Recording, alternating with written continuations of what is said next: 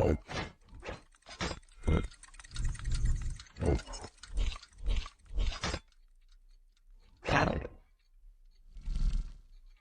open. Welcome to the circumcision, where we cut the superficial human traits to get to the meat of things.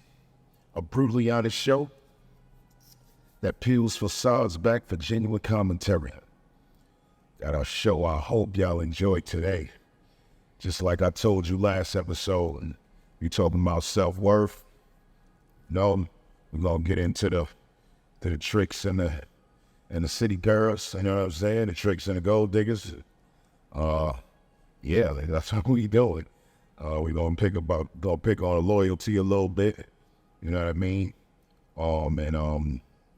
Somebody asked me, got questions already. Somebody asked me about so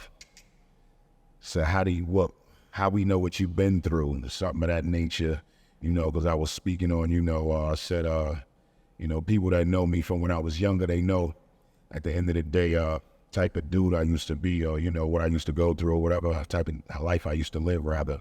So I'm gonna speak on that a little bit today too. All right, so let's get into that. Let's get into the self-worth first and foremost, acceptance and things of that. First of all, self-worth. Self-worth has a lot to do with, just how you feel about life, things you've been through, your experiences, how you was raised.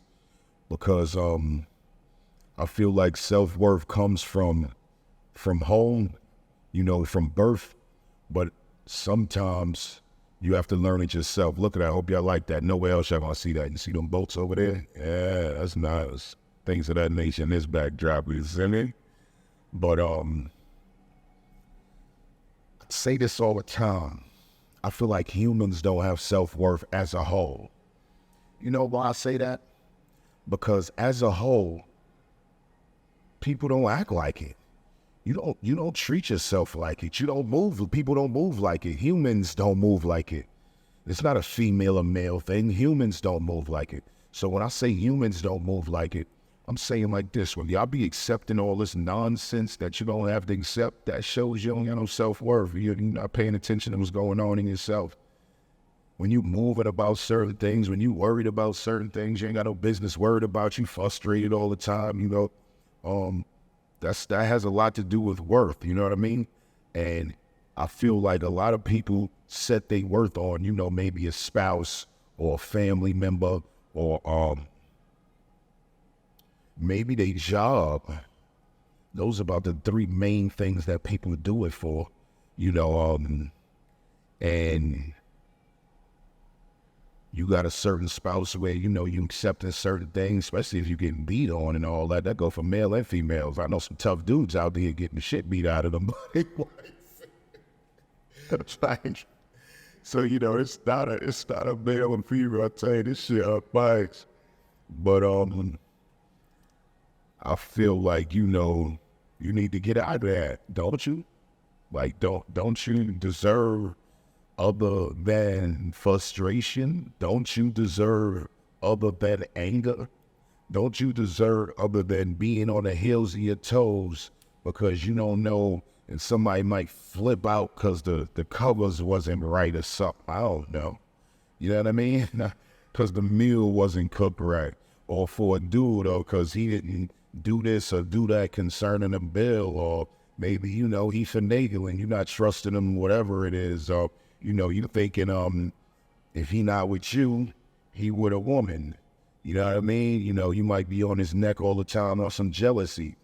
I feel like a lot of people take stuff that they don't deserve. They be at jobs where, they can be somewhat financially secured, even if you're not. You don't deserve for your boss to be talking to you crazy. I've quit jobs where I seen bosses talking to other employees crazy. Because I don't want to be in that environment. My first and foremost rule to myself is protect my energy. I'm big on that.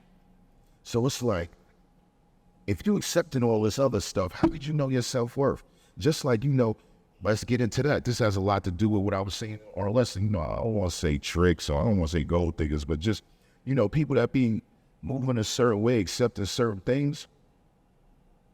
So I'm gonna go on both sides. Let's go like this. This is with self-worth. This is self-worth too. Because as a dude, if you don't have a problem with being with somebody that's for you, that's with you for anything other than you, well, I really know your worth, bro. You sitting around here knowing at the end of the day, this woman is only dealing with you for what you could do, not you. She dealing with you for the lifestyle you can provide, not you. She's dealing with you because of anything financial that you. So how could you sit there and believe in your mind that that's okay, and then you come to dudes like me mad, like, she ran off and I did all this for her and all that. Then you mad at me because I don't have no empathy for you. She did what she was supposed to do. You tried to basically use her for the money, and she used you. But now let's flip to on the other side, right? Let's flip on the other side. As a woman, you gotta know what's going on yourself. You know what I mean? You wanna play this role. Well, you are a certain way. I don't want to say wrong. Might take that the wrong way. You wanna be a certain way. You gotta understand what come with that. You know what I mean? Don't put yourself in certain positions and shit is not written in stone. Because dudes is crazy out here. Just like women is crazy. I tell dudes the same thing. Yo, I brought her here, we did all this, and we went on a trip. She talking about she ain't letting me get no, like, yo, bro, she don't really owe, not really, she doesn't owe you anything. That was your assumption because you didn't speak on it. But then on the other hand, mama, if he wild out because he crazy as hell and hit you over the head with something and drag you in the woods in Mexico, might be going on. You know what I'm saying? I don't have no empathy for you either because you put yourself in that position. As a woman, you got to pay attention to what's going on because you know at the end of the day, you finessing him in your eyes, but y'all both using each other. You got to know with a used contract, when you using somebody in that contract, and feelings don't really have nothing to do with that. And that's what dude's problem be. You think because you spent a certain amount that she don't supposed to be the cold demon that she is when she drop your silly ass and you looking stupid on the sideline crying to your mans and them. I don't want to hear that. You did that. But it's the other way around too. As a woman, you know what I'm saying? You got to make sure, you know, you're hitting the right play. You know what I'm saying? And not because dudes is crazy out here. Like, women is crazy out here. Like, people want to ruin your life. And that's another thing, like, you know, as far as the self-worth. So it's like, on both of those sides of things, on those sides, as far as, you know, what the consensus is trick, and the popular consensus for male is trick, and the consensus for women is gold digger. You know what the big point of that is? Both of them don't know their self-worth as a whole, right? Because they both don't have a problem being used for whatever they being used for. And it is not themselves. As a woman, it is not, that's not you, that's your pussy. Let's just be honest. Oh, he paying. He not paying for you. He paying for sex. And I mean, let's boil that down. What is that, honestly? Because I don't care if you taking it on the low or you taking it straight up. I respect you if you taking it straight up. Honestly, you still a prostitute, though. A prostitute is a prostitute, right? And as a dude, you just because you lack no personality, sense of humor, and charisma, you don't have a problem doing the silly shit you doing it, and you run around and talk about it. Ain't nothing. I mean, yo, bro, I'm gonna keep it funky, man, because I got a lot of friends that's well off, you know, and I've been well off at one point in my life, a lot of points in my life, up and down. I'm gonna speak a little bit about my life today too, because somebody said something concerning me, like I said earlier, concerning well, what you been doing to say all of this.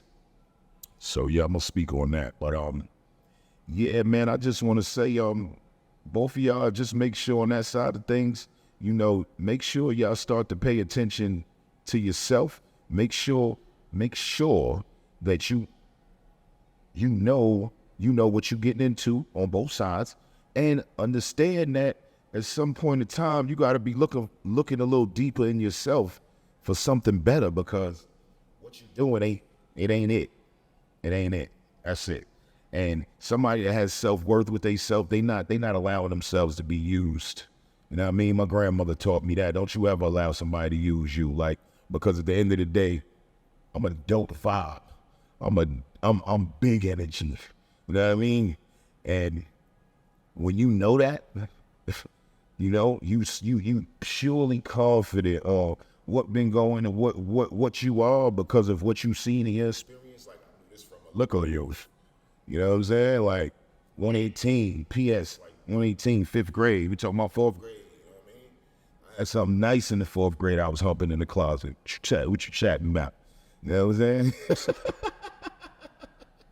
saying? Yes, sir. But anyway, I just want more people to pay attention, man, to their worth. Don't say you know your worth just of some material or some job. Don't put it, because when you lose that, you're gonna be crushed. If you put your worth in a person, that's why people be crushed when they be in these relationships, and the person leaves and they just go into these comatose depression, dark stages. It's because you put your whole life into that person, and it wasn't worth putting their life into. I don't care how much you love them, man. Have your own life.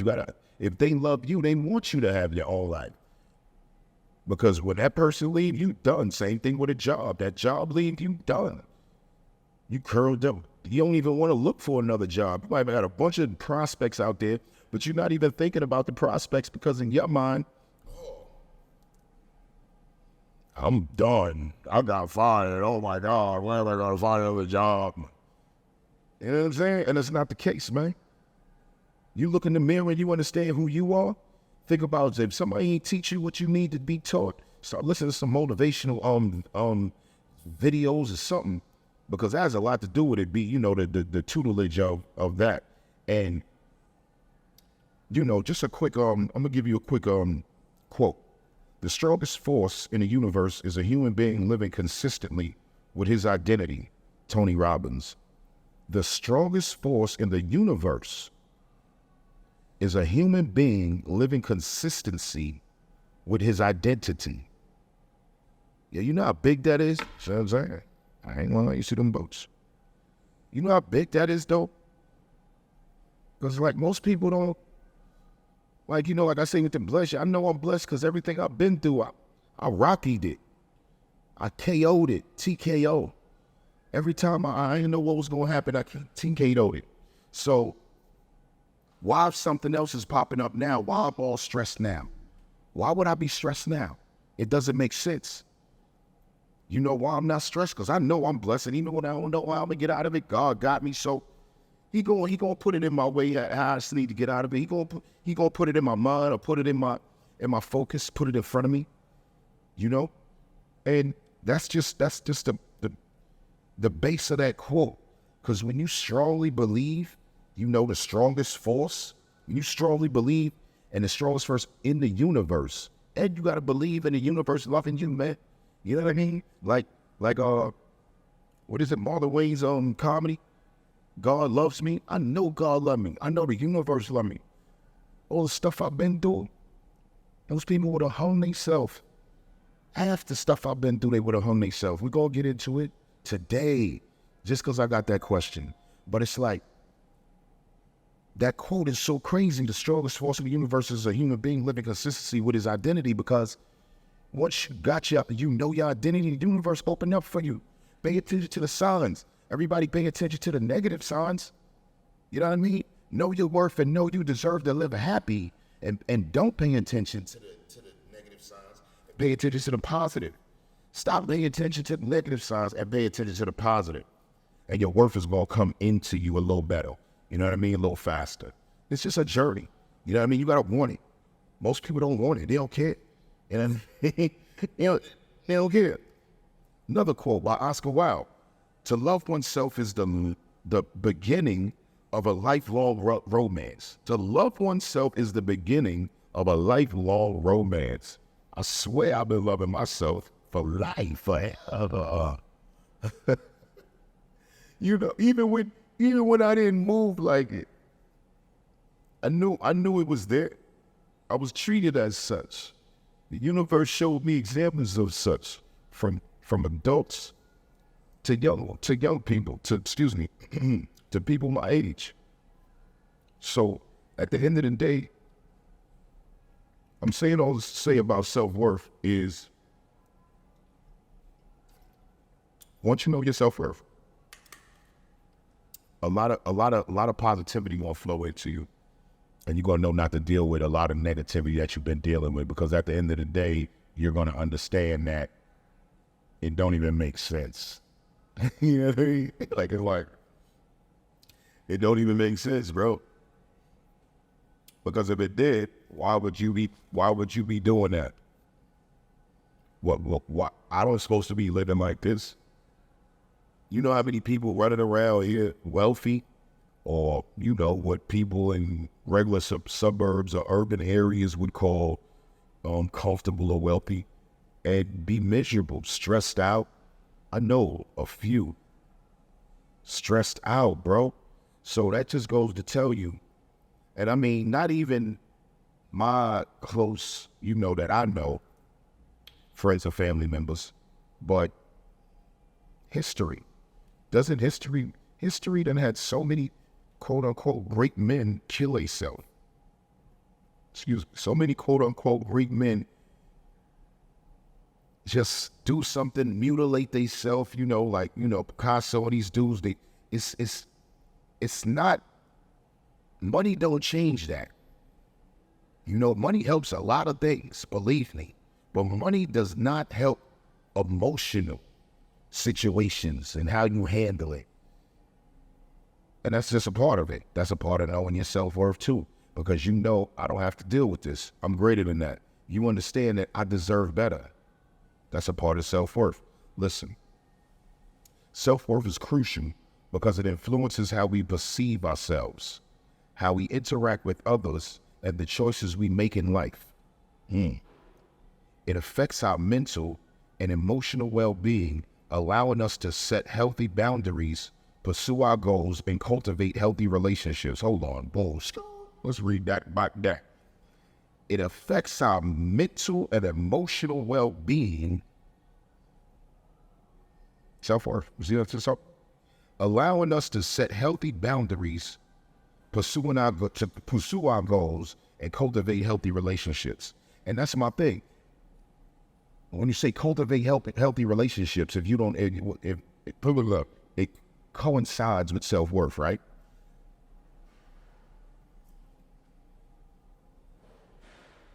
If you know your self-worth, like I was just speaking on, you wouldn't know not to be going through that bullshit you been going through, my dude. You wouldn't know not to be going through that bullshit you going through, mama. Don't care how much you think you love this person, you gotta love yourself more. How about that? It affects our mental and emotional well-being, allowing us to set healthy boundaries, pursuing our goals, to cultivate healthy relationships. Recognizing our own values enables us to lead fulfilling lives and contribute positively to the world around us. I just said that. In my own words. You hear the end of that? Recognizing our own values enables us to lead fulfilling lives and contribute positively to the world around us. And that's my whole thing. Yo, I got this going on. Yo, I got that going on. Yo, man, I've had the most grimmest, I'm talking about the worst stuff happen to me. And that dude, even when I didn't know how. So your excuse don't mean nothing to me. Whatever you going through, because you going through that, I'm going through this as excuse, it don't mean nothing.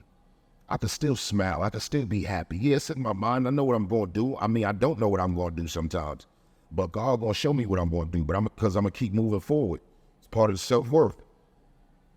universe coincides with how you feel in your perception and what you see. And when you start to understand that and follow the signs of that, your whole life open up different stuff you never thought you would be doing. Just like me personally doing this podcast. I would never think I would be doing this. But it's therapeutic for me. And like I said, if I help one person, you deserve to be happy, period. That's part of your self-worth. You see what it say? It affects your mental and emotional well-being. Part of your self-worth. I don't care how grim it is. Wake up. Thank you, Lord, for waking me up. All these millions of people done died from COVID. You made it. Self-worth. Stop worrying about acceptance. Stop worrying about verification from people that don't mean nothing.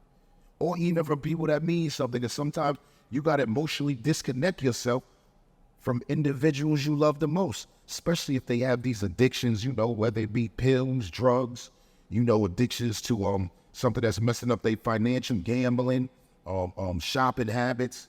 And you always telling them, you need to stop, you need to stop, you need to stop. They don't want to take your advice. You dead mad.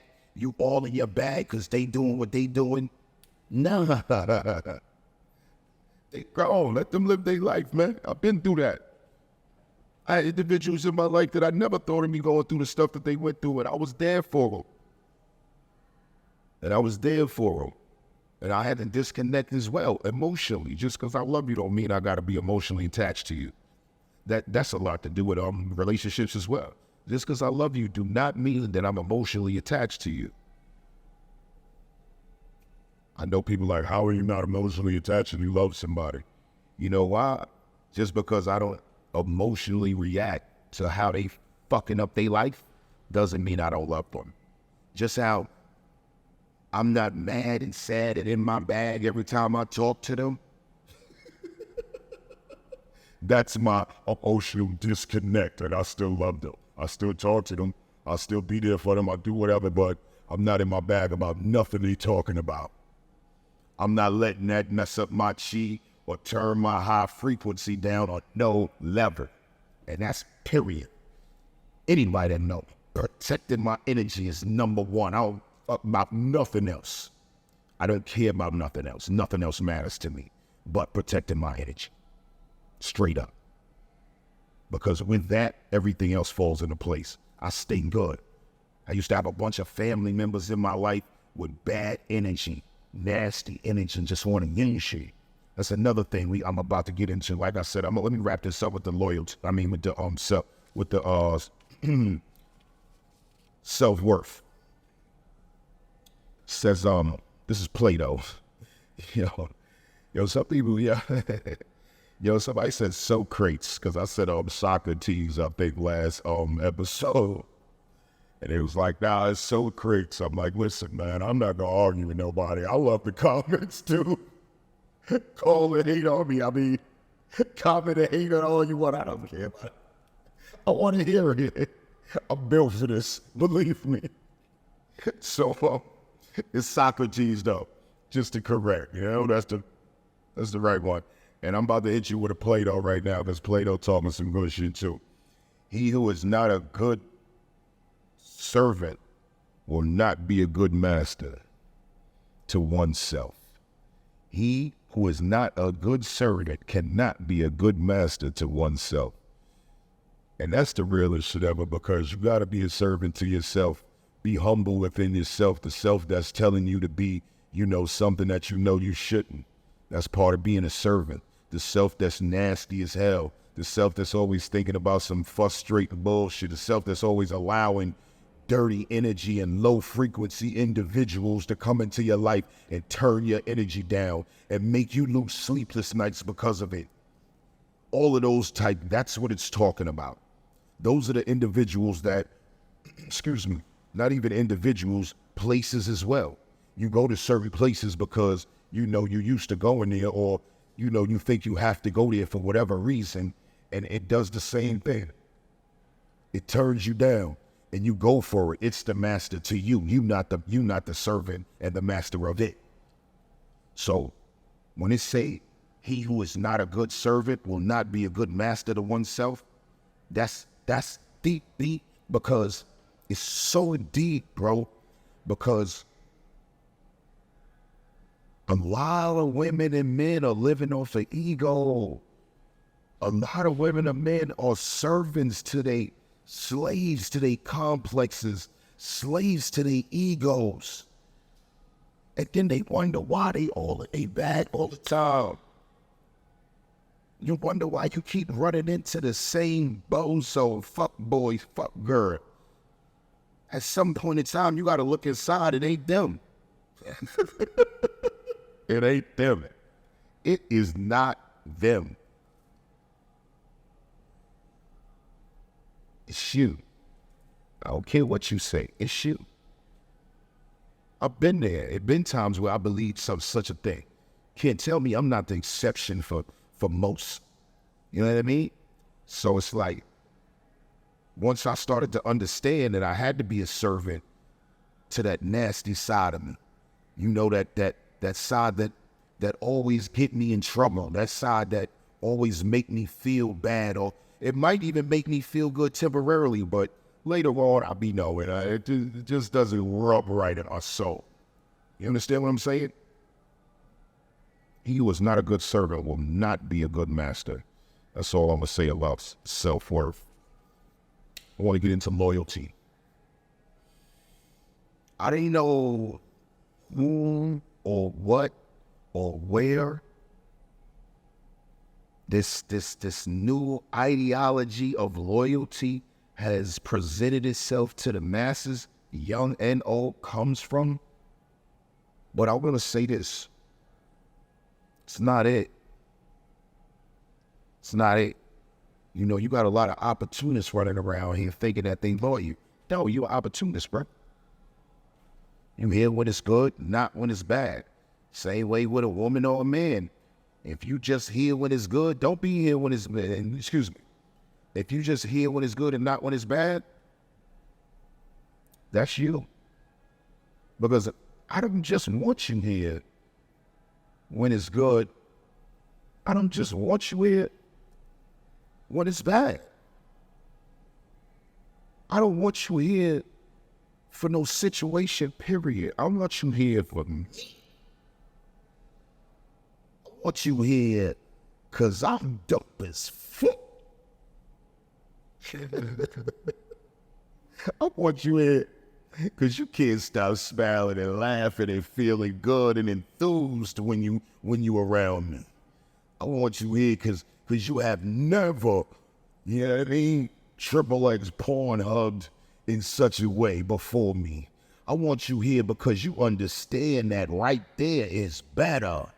That's where I need to be. There is no place other like Disneyland. Fuck that chatbot. That's where I want you here. Ain't no good or bad situation supposed to have you here. You here because of me.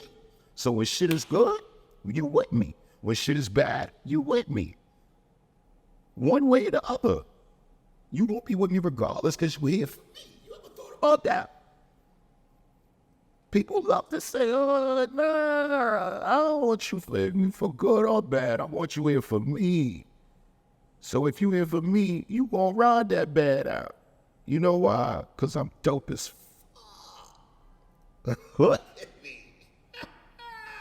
That's just the first layer, silly face. So it's like, me understanding that, that's what loyalty is. Loyalty is being there when all odds is against the individual. You understand what I'm saying? A lot of us is dealing with a lot of hurt and trauma that we've been through, or that relationship-wise we've been through. And I think because of it, it makes us numb to not only life, but ourselves in a lot of ways. Because the numbness makes us believe that the bullshit that we doing, like we don't care, the nonsense that we tolerate, or the nonsense that we put on people to believe in their mind, that when you believe in your mind that it's okay to do that because that's what I deserve, or you press burdens on the relationship because of it, that's what that is. That's what that is. It's about the loyalty within yourself and the person you care about. Like, we love to talk about love, right? We love to throw this love word around, right? But if love is not unconditional, then that shit ain't rare. That's how my grandmother taught me. I don't know how they taught you. If love is not unconditional, it's not real. So, if you only love me when I'm doing good, it's not real anyway, so go ahead. Deuces. That's why I'm one of them dudes, like, I love the block delete mechanism. And iPhone, that's the best shit they ever made. Because you know why? I'll tell you, look at the boats. Circumcision Podcast, like and share. You like what you hear, comment and share. But yeah, man, like, block and delete is the most powerful thing because I don't care about closure. You know what I mean? And a lot of y'all got a problem with letting go. Especially you got a problem with letting go of negative toxicity. Cause the sex is good, the dick good, the pussy good. Or cause they spending money, or cause you know whatever. It's all surface. It's all superficial. It doesn't mean more than you. Period. So if you're staying for that, then you ain't got no loyalty for yourself. So that's why you running off quick anyway when you talking about you love somebody. You don't love me. How could you love me and you just run it off because I won't do something for you? Or I don't want to act the way you want me to act. Yo, that love word is like the perfect manipulation tool. And people have you in like these emotional terrorist states. People are emotional terrorists out here, man. You know what I'm saying? If you let them emotionally terrorize your ass off that love word, or making you feel bad, or some tears, crying every 5 minutes, trying to emotionally terrorize somebody to make them feel bad for you, you need to check your own loyalties where they lie. But and you can't love somebody if you try to manipulate them. And 9 times out of 10, once you manipulate them to the point where they exactly where you want them to be, you don't respect them no more. And once the respect leaves, you definitely not dealing with them. Period. You got a business going on with them. The company, the business start to go get a little, it's a little down periods. Don't run off, you ride out. Because when the up period, now you mad at the up period. You know what I mean? People have no loyalty around here. Like, I've had situations where family members that haven't done anything for me, like zero, zilch, nothing. I did at a time when I wasn't supposed to. And I did everything. Experiences to go places, clothes, money. And then as soon as that financial got turned down a little bit, now I'm a hater. Yeah, I might have been, they might have called me a hater. I don't give a damn. But now I'm everything other than what I was. You know what I mean? A great spouse, a great uncle, a great nephew, a great brother, a great parent. You could sit here and do 10, 20, 30 things for somebody, right? And never ask for one thing. In their eyes, you do one thing wrong, and they will straight turn their back on you. Don't mess around and say no too many times. You know what I mean? They'll straight turn their back on you. That's not loyalty. So when you see an individual such as myself, if you feel like this concerns you, understand I don't have no empathy for that. Because if I extended my hand 10, 15 times, and then you turn your back on me one time, and you don't have no type of understanding, because it probably been 10, 15 times, 20, 30, 40, 50 times that I did extend my hand. Or if I didn't extend my hand directly, I extended indirectly. So the one time, if I can't get a play, why would I have any type of empathy on how you feel? I don't care if you don't like me. I don't care if you're mad. You're not going to do nothing. Period. You're not going to do nothing. So it's like, and why would you do something? It doesn't even make sense, especially when you see I'm not doing nothing. You know what I mean? And it's like, sometimes people be thinking you owe them something when you done gave them everything. And you always be the person to extend your hand and say, you know what? Whether I was right or wrong, come on.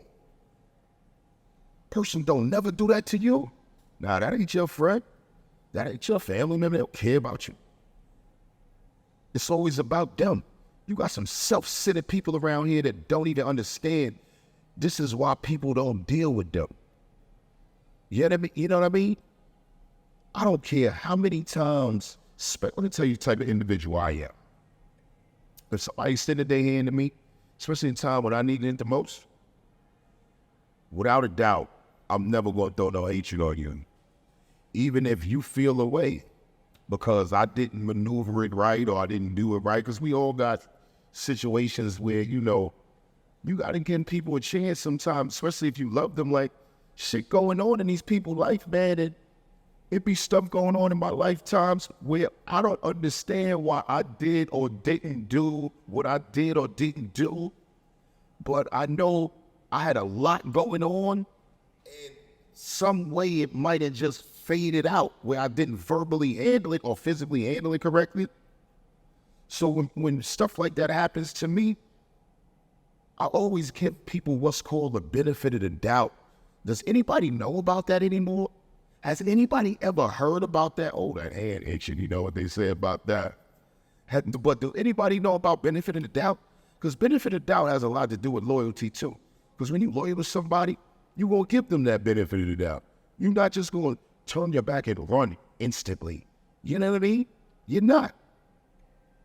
So that's just about what I'm saying about loyalty. At the end of the day, you know, loyalty is not a seasonal thing. Loyalty is something that's given because of action and something that can be taken just as fast from action. But I tell you this about loyalty. If one side is, you got to weigh the scales, man. Got to weigh the scales, baby. If one side is weighing a lot heavier than the other side, and you know, be real with yourself and you understand it, and you know you on that light side, maybe you should step up this time. Maybe you should call that person. Maybe you should make an effort to say hello, because they did, I did. And I'm speaking personal and general right now.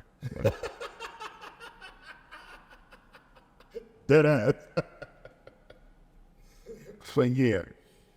Okay, I want to get into some things that I want to say, man. You know, first and foremost, if you like and you relate to and you are receiving what you hear, I want to hear any comment and please share.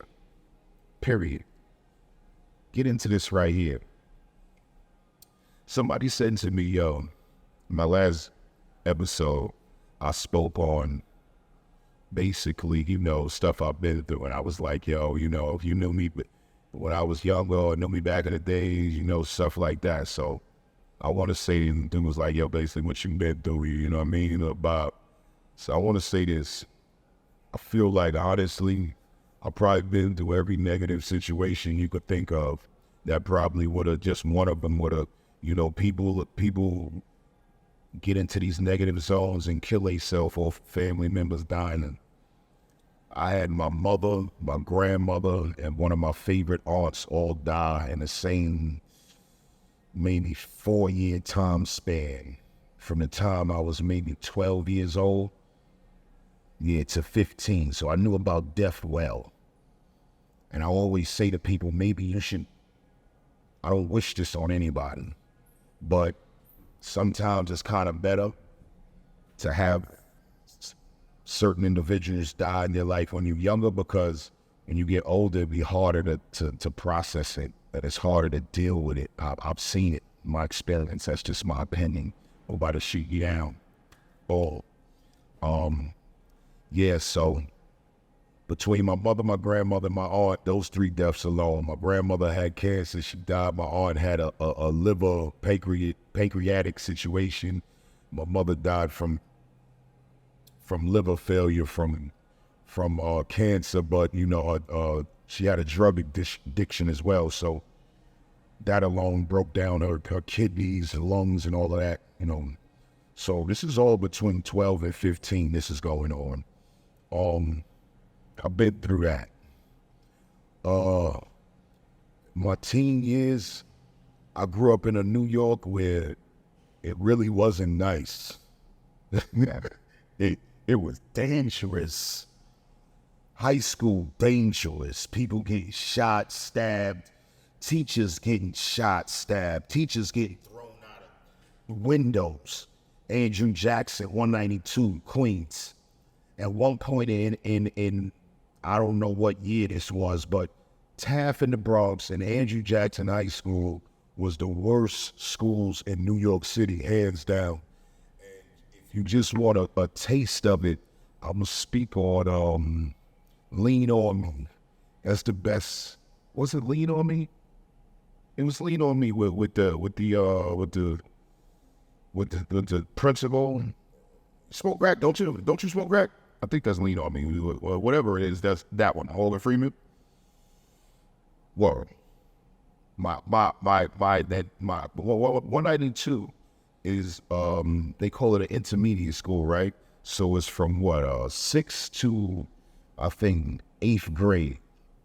And let me tell you something. So at 6th grade, 6th grade. So at kindergarten you're 5. So I guess at the 5th grade you're 10.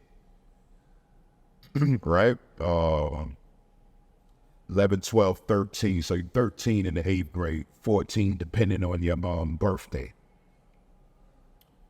From 15 down, I was a spoiled kid.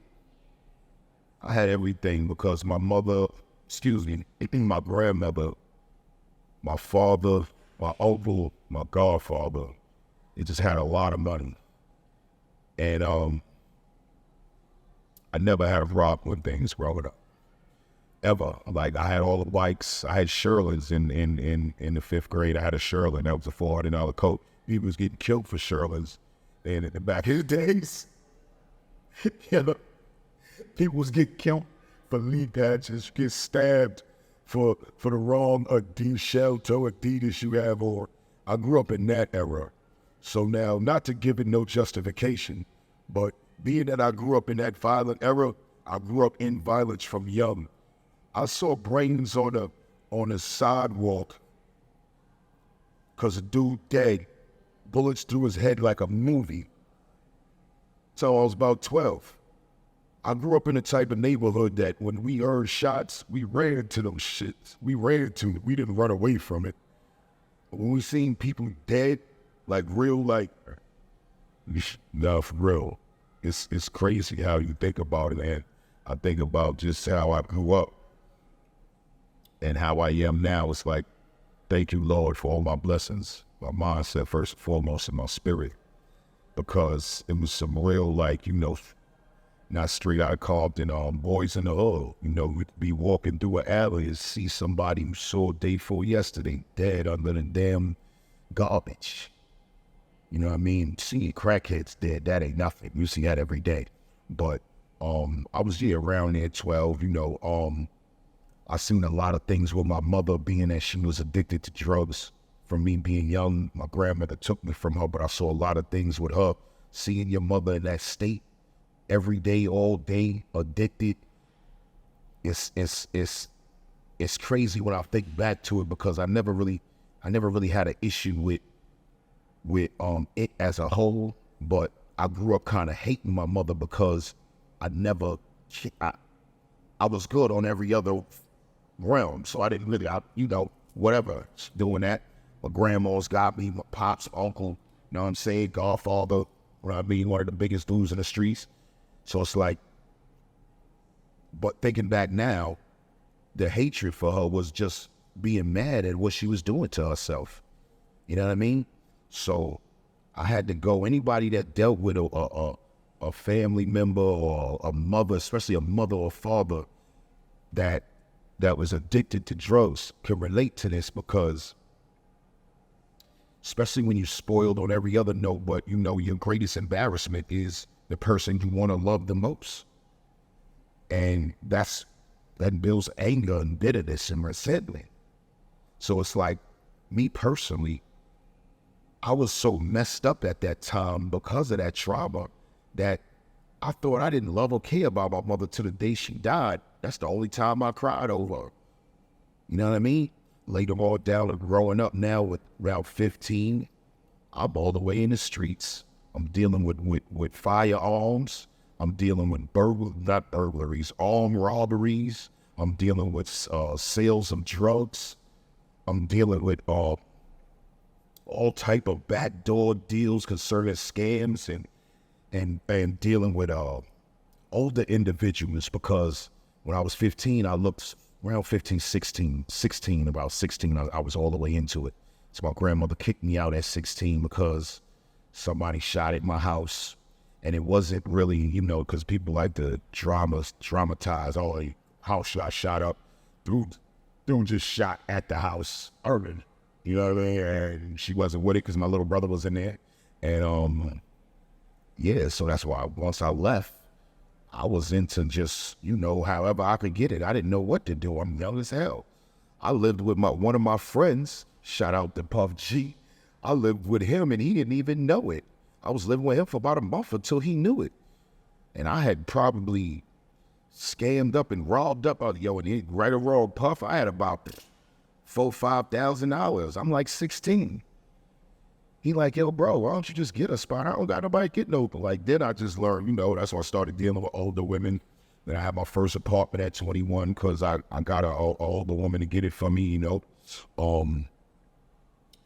But between 15 to about 26, it was just every day was chaos.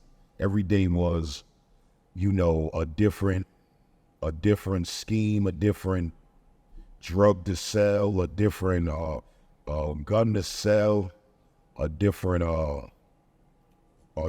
robbery to make. And I'm talking about from 15 to 26, I'm young as hell. And all of my friends was doing the same thing, young as hell. And I started like maybe the usual kid growing up playing sports. But by the time the crack hit the streets, and we caught it late, all my friends, dudes you knew, or dudes your uncle know, your uncle friends, or your auntie friends, or family members, your uncles, your aunts, everybody just getting rich. Everybody, money everywhere. Furs, big cars, jewelry. So it's like, yo, what else would I do? I tell people all the time, this is how sad it is if you think about it. I didn't want to do nothing but what I did. Become the best dude doing what I was doing that I could be. Getting the most money, going to most places, dealing with the most exotic, prettiest women. And that's all it was. Every thought on my mind between 15 to 27 was money. I didn't think about nothing else. I didn't care about nothing else. It was money. And I'm talking about obsessively so, to the point where I would go on vacation and I really wouldn't have a good time because it's like, yo, I could have made 10, 15, 20,000 this weekend. I'm out here playing an hour somewhere, spending money. Like, you know, yeah. And this is how I got friends that I know they looking at this and laughing now, like this is how they think right now. And it's just real because, man, you know, when you be in these mind states of consumed with money and all you ever knew, I had opportunities with dudes in my immediate area. LL Cool J grew up in my area. Ja Rule grew up in my area in Queens. You know, I come from down the block from Run DMC, Run and DMC, and Jam Master Jay. Jam Master Jay was that dude in my hood, Hollis, huh? You know what I mean? So, like, L was that dude on Farmers. And I'm going to say all three of these, specifically, I can remember at least 2 or 3 times from each of these dudes, LL and Ja Rule.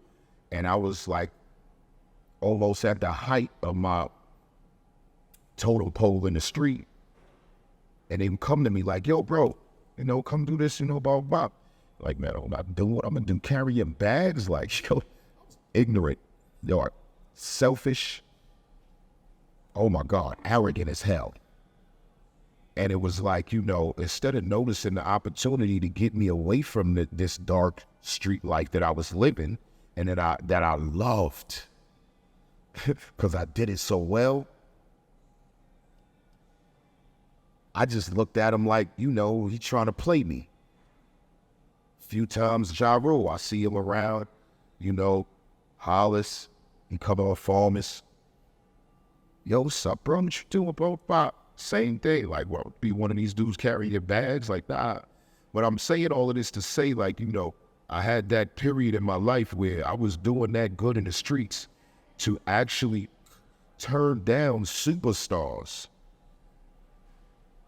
And that's how ignorant I was as well. That's my biggest point.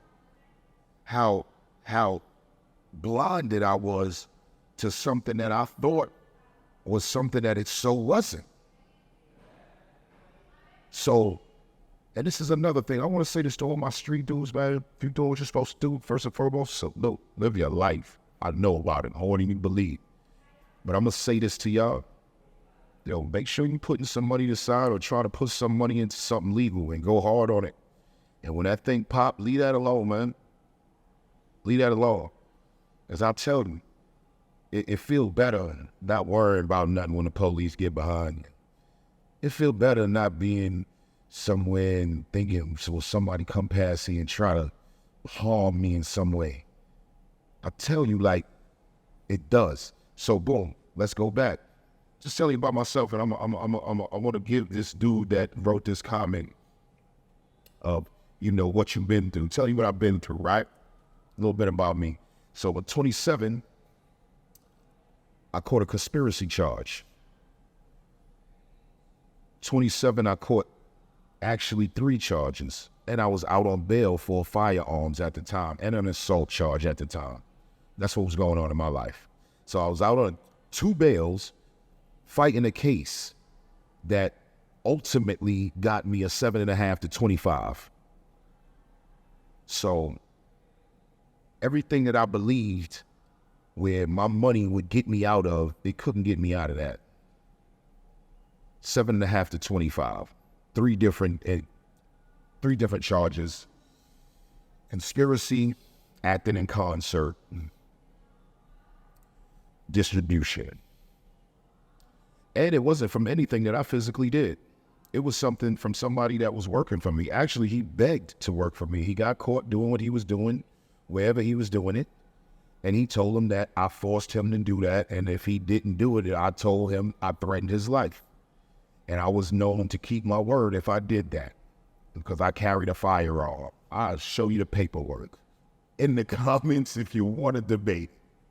You know what I mean? Now, I'm just saying all this to say to give you a little intake on me and why I'm a little more experienced to speak on certain things, because I lived a big life. Now, by the time I was 27 and I went to prison on that 7.5 to 25, just to let you know, I did 11 out of that. And I did 11 because after 10, all of these appeals that I got shot down, one of them finally stuck because they changed the law on those charges concerning B felons. because I had 3 B felonies. Because when it first came out, the Rockefeller law I'm talking about, it only concerned A1 felonies. So once the Rockefeller law came into play off the A1s, for it was about a year straight, they was just A1 felonies. And then after that year, they started dealing with B felonies. And then I got time off by the same judge that gave me the 7.5 to 25. He was tight. And I came home after 11 years.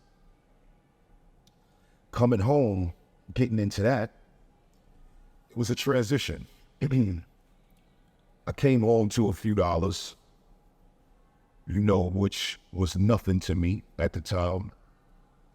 Maybe like $3,000. So in my mind, as all of this time that I did, and all I did in there was read all of these books and work out for all this time, and that reading books and working out kept me away from all this sucker shit, all the gang stuff, and kept me focused. And I came home doing the same damn thing that I got locked up for. Maybe not in the beginning, maybe the first 8 months. Because like I said, I came home to about $3,000 and all I'm thinking about is money. That's why I say the same me, money, money, money, money, money. Well, my family like, yo, enjoy your freedom. Worst thing I could have got was what I got, a parole officer that didn't give a shit. I thought it was the best thing ever. And that was the worst thing ever, because I hung myself. You know what I mean? Now, after that time, going through that transition mentally, not thinking about it at the time, I was just, at this point I was just thinking about fun and enjoying my life through whatever fun and opportunities that occur. Because yeah, I'm looking for money opportunities, but at the same time, I'm having more fun than I'm looking for money opportunities. And I'm helping a bunch of family members. So I say I had to help family members because I came home at about 3. But then after about maybe a month being home, just from not really family members, mostly friends, you know what I mean? I had about 48,000. You would think the first thing I think I'd have being home after a month and accumulate 48,000, that the first thing you would do was, situate a car. I got a renter. I had a renter the first day I came home, and I kept that renter. I had that renter for like almost a year. 214 Tahoe. Rented my sister 214 Suburban. Was basically, just helping out a lot of people, that maybe wasn't helping themselves. And